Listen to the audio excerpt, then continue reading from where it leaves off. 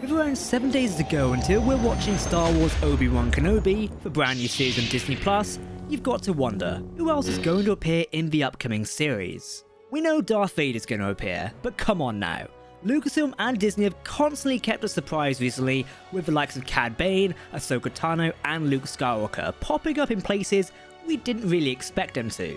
So as we wait for the next entry into the Star Wars universe, let us explore what it might offer in terms of cheeky cameos. Greetings my young Padawans, my name is Jack and welcome to Star Wars Now. Before we jump into the video, use the force and hit that subscribe and like button to never miss a video for myself and the team here at Star Wars Now. As always, if you're talking about Star Wars, then we want to hear about it. Now we do have direct confirmation of cameos in the upcoming series. This is thanks to Obi-Wan Kenobi's showrunner and director, Deborah Chow. During her interview with Entertainment Weekly, she said that people will likely see cameos that tie into the Star Wars prequel movies. That is to be expected, as Kenobi takes place 10 years following Revenge of the Sith. Here is a direct quote as follows: "Given the nature of our characters, the strongest connected tissue is to the prequels for us, because in large part, that's where our characters are coming from and that's where the story started. So really, the prequels are sort of the most connected to our series." This does follow the interview asking questions about characters from The Mandalorian and the upcoming Ahsoka Tano series making appearances in the Obi-Wan Kenobi show. Of course, we've had plenty of rumours about cameos and surprise appearances. However, Chow put some of that to bed during this interview. She said that while they came from the Mandalorian show, Obi-Wan Kenobi is all about one character's journey, as opposed to being a direct opportunity for crossovers right now. Her second quote is as follows: "Obviously I came from the Mandalorian, so a lot of that DNA is in me, and a lot of Jedi Masters, with Jon Favreau and Dave Filoni, are also just sort of embedded in me now. But I wasn't looking to tie in necessarily anything, it was just trying to tell the story with integrity to the character, and so that was the connection to the prequels." Now I do think it's clear that while we won't be getting tons of crossover content, we will be getting some. It's almost expected at this point in a Disney Plus Star Wars show.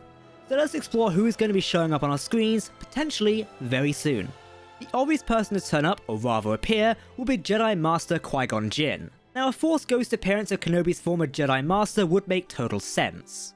Given he retrained his consciousness after death, he sort of laid the formula for the Force Ghost idea. It's likely Qui-Gon could appear to Obi-Wan Kenobi during a vision while on Tatooine. I'd like to personally see that Qui-Gon is the one who convinces Kenobi to go off-world and do the duties of a Jedi to protect Luke Skywalker even further. It might be too soon to show him off in the first episode, but perhaps by the end of the series when Kenobi could return to Tatooine after his adventures. It would be nice to close on Qui-Gon teaching Obi-Wan Kenobi more about the Force afterlife. However, actor Liam Neeson has commented about returning before. Though what might be disappointing, he said he'd rather return in a film as opposed to a TV show. He prefers the big screen compared to the other small screen. This is via comicbook.com earlier in the year, so whether that seals the deal on Qui-Gon is unknown right now, but it could just be throwing us off the scent. Master Yoda is someone else who could appear if it was needed. Much like Obi-Wan Kenobi, the Jedi was in hiding following the rise of the Galactic Empire. However, he too would reuse his Force ways to learn the ways of the Force Ghosts. It's entirely possible that Yoda would appear in a flashback sequence, or perhaps even a vision of some sort. Who knows, the two long-lost Jedi could even communicate via the Force. We've seen elements of that in different parts of the Star Wars universe before, so it is possible in a manner of speaking, but do they want to do it here? I don't know. Thanks to leaked information, we are aware that Bail Organa is likely to appear in the Kenobi series. He is one of the only individuals to actually know the true whereabouts of Obi-Wan Kenobi during the time of the Galactic Empire. But why would he appear in the series?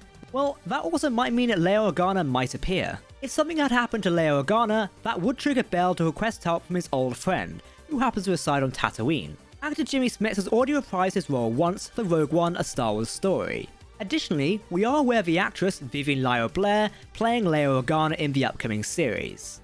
So this part of the plot is correct as far as we are concerned right now. And in a way, Bail Organa does fit Deborah Chow's hint of prequel movie characters fitting into his storyline. He featured as a secondary character in the prequel movies, but was rather important to the survival of Obi-Wan Kenobi and Yoda, as well as what would become the Rebel Alliance, having also appeared in Rogue One like we said, and Star Wars Rebels. Commander Cody is at the top of the wishlist for many Star Wars fans, including myself. Once Kenobi's loyal clone commander sidekick during the Clone Wars, now turned Imperial Soldier of the Galactic Empire. Even actor Tamara Morrison, who recently had his own series of Book of Boba Fett, said he would be open to reprising the role of either Commander Cody or Captain Rex in live action. Cody's story is not finished in the Star Wars universe. The last place we canonically left him was shooting down Kenobi in Revenge of the Sith. The video game Star Wars The Force Unleashed had mention of Cody being a stormtrooper and working on Cameo, but that does not seem to be the case for the canon of the Star Wars universe right now. Where would he actually fit into the storyline? Well, Cody is certainly an elite clone trooper, having reached the rank of commander and taken part in many engagements. It's entirely possible he would have become a purge trooper, as seen in Star Wars Jedi Fallen Order, or perhaps even an elite Imperial stormtrooper. We knew the clones would eventually become them. Cody could arrive assisting the Inquisitors during the hunt for Kenobi across the galaxy, it would seem. Who knows? For now, it does remain to be seen. Additionally, we do know the show is having Clone Wars flashbacks, or more than one. If this is true, then perhaps Commander Cody will be seen on screen in live action. Live action clone troopers is something I personally love, and we got to see the Order 66 scene in the Book of Boba Fett via Grogu. Seeing Cody would make total sense if this is true. So what about the Rebellion? It's not active yet in the Star Wars universe at the time of Kenobi, well, officially active. But we are aware of Cells being active at the time. Bail Organa was involved in the early creations of the Alliance to Restore the Republic. Given he might be showing up, that does leave a doorway open for another Star Wars character, Cassian Andor. The Andor series is on course for this year following Obi-Wan Kenobi, so it would be rather convenient to have the lead character appear in the Kenobi series.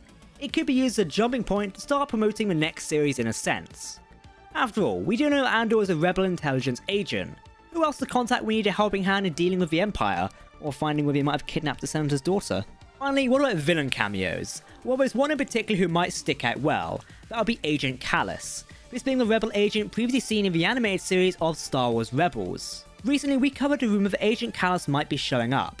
Kallus previously appeared as the Imperial agent in Rebels, as I mentioned, working directly alongside the Grand Inquisitor. It would make sense for Kallus to show up perhaps, maybe as a younger officer in the Imperial ranks, even as an Easter egg, and that would explain Rupert Friend making a comment about cameos and Easter eggs, as they would be on screen together most likely. Now, finally, we've also got a report from Making Star Wars, suggesting there are new and unknown Jedi being featured in the Kenobi series, perhaps in flashbacks.